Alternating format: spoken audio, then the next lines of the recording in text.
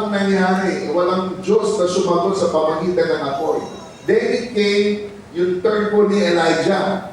So, nung turn po ni Elijah, tumawag po siya sa Diyos. Natupok yung sacrifice, pati yung tubig, nawala lahat. Ganyan kapangyarihan ng Diyos. Pag-sabi sa atin mo, makapangyarihan si Lord, di ba? Makapangyarihan si Lord.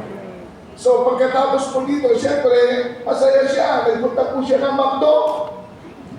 Pinaparaphrase ko lang po. Masaya siya kasi ginamit siya ni Lord, sumagot si Lord, at siya po, tinatay po nila yung 450 mula ang propeta. So, very po siya, blessed na blessed po siya. Ngayon, pagkatapos po na yun, babasahin na po natin yung text po natin. Let's read it. 1 Kings chapter 19, verse 1 to 8. It says, sabay-sabay po natin basahin. 1, 2, 3, read. King Ahab told Jezebel everything Elijah had done, and how Elijah had killed all the priests with the sword, prophets with the sword. So Jezebel sent, meron na po silang social media, no? Saying by the gods. God. So may social media na po sila, sabi po niya. So Jezebel sent a messenger, singat po niya, hindi.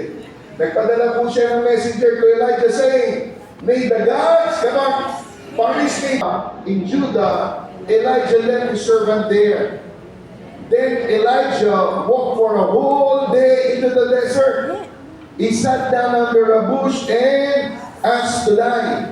I had enough. Lord, he prayed, let me die. I am no better than my ancestors.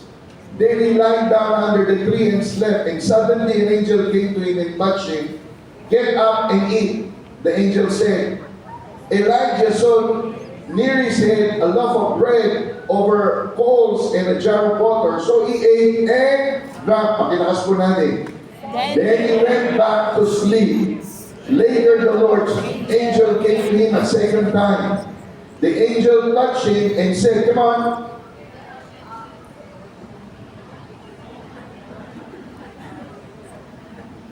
Okay na ba? Mag-isa po yun. Okay. 1, 2, 3, go. The angel touched him and said, get up and eat. If you don't, it will be too hard for you.